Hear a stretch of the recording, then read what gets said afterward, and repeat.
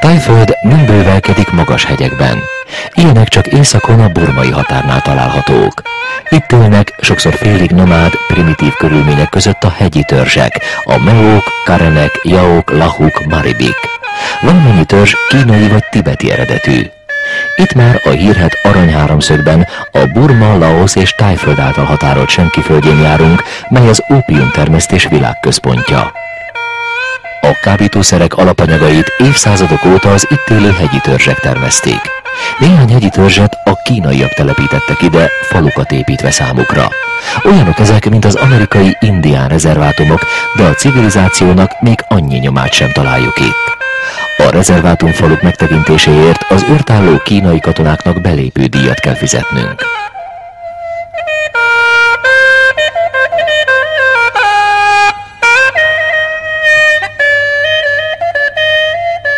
A legegzotikusabb törzs kétségkívül a padong. Ők a karenekhez tartoznak. Többféle magyarázat van arra, hogy miért tesznek gyűrűt a nyakukra, a legvalószínűbb, hogy a törzs férfiai így akarták megvédeni asszonyaikat a tigris támadásától. A gyűrűk régen aranyból, ma leginkább rézből készülnek.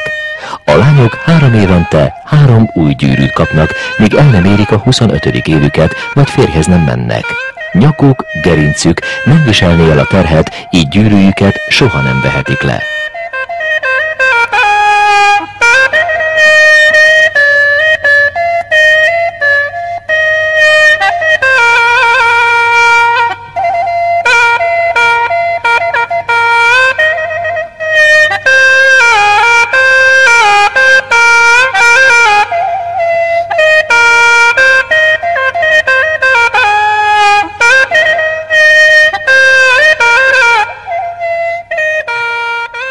Az akák gyakran megfordulnak Chiang Mai és Chiang Rai piacain csecsevecséket árulva.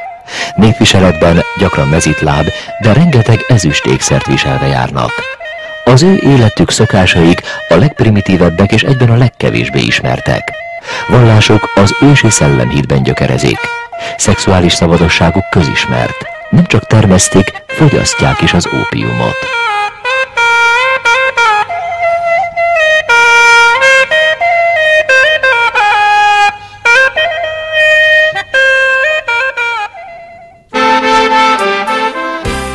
Az Aranyháromszögben van a világ egyetlen ópium múzeuma, és itt van kiállítva a több mint 50 méter hosszú nága kígyó hiteles fényképe is.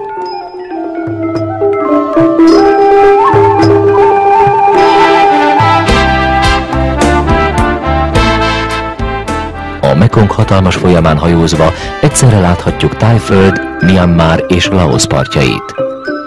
A kis határforgalmat mindhárom ország szeretné a saját javára kiaknázni. Myanmar luxusszállodát épített a vízpartra, Thaiföld piacot és éttermeket.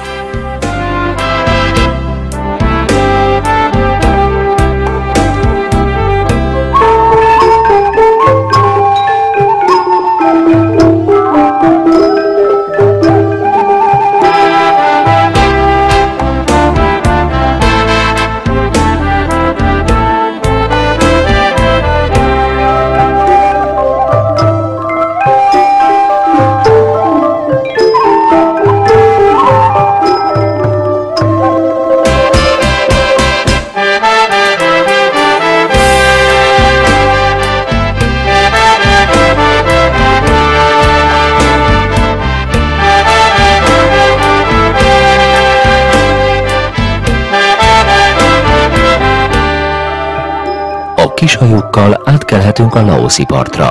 A vízum nincs formaságokhoz kötve, gyakorlatilag a vízumdíj mintegy belépti díj kifizetéséből áll. A laoszi kikötő a néhány órára átruccanott turistákra rendezkedett be. Érdemes megvenni a Mekong viszkit, melynek üvegében igazi meglepetés csücsül. A hétköznapi változat gyógyhatását a benne úszó ginzen gyökérnek köszönheti.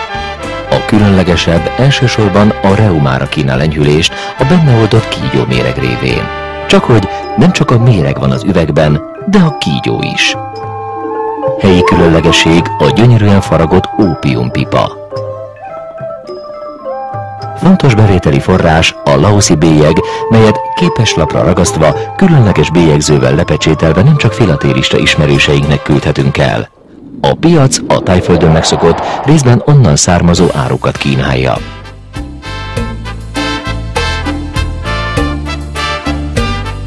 Phuket szigete Dél-Thaiföld turista paradicsoma, Bangkoktól csupán 70 percnyi repülőútra fekszik. Leginkább decembertől februárig érdemes ide látogatni, ilyenkor szinte sohasem esik az eső, a levegő 30 fok körüli, a tenger vize pedig 26-28 fokra melegszik fel. A partot nyugágyak és napernyők szegélyezik. A strand szépségét néhány tengerbe nyúló szikla fokozza, a parttól távolabb korallok is találhatók, a hely így búvárkodásra is alkalmas. Az úszás mellett lehet jetskizni, hullámlovagolni, vízisielni. Az árnyékot adó kókuszpálmákban bővelkedő strand számos lehetőséget nyújt a sportkedvelőknek. Olyan jellegzetes szolgáltatások is elérhetők itt, mint a gyöngyökkel díszített hajfonás készítése vagy a thai masszázs.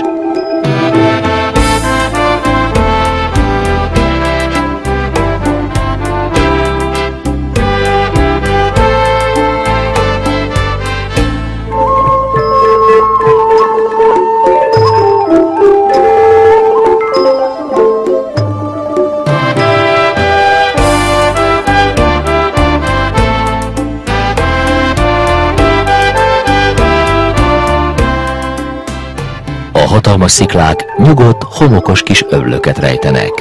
Elegáns, drága szállodák, éttermek sorakoznak itt. A Kamala jóval csöndesebb, mint Patong, nincs olyan hátországa üzletekből, éttermekből, a strandon csupán néhány butik, büfé és mozgóárus található, de sokan épp emiatt kedvelik.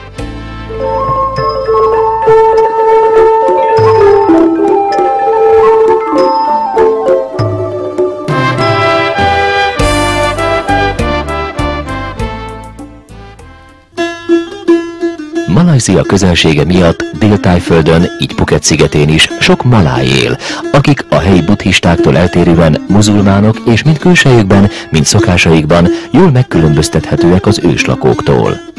Az imaház kerítésénél minden nap piacot tartanak, hogy a munkából és iskolából hazatérők jól lakhassanak és bevásárolhassanak. Ételkülönlegességeik közé tartozik a rákkal ízesített, tésztában sült kelkáposztalevél, a mártással tálalt főtt rizs, melyet a könnyebb szállíthatóság kedvéért zacskóba csomagolva árulnak. És a roti, mely többféle töltelékkel készülő palacsintaféle. Főleg a gyerekek körében népszerű a cukornádból helyben sajtott szirup, melyet frissen fogyasztanak.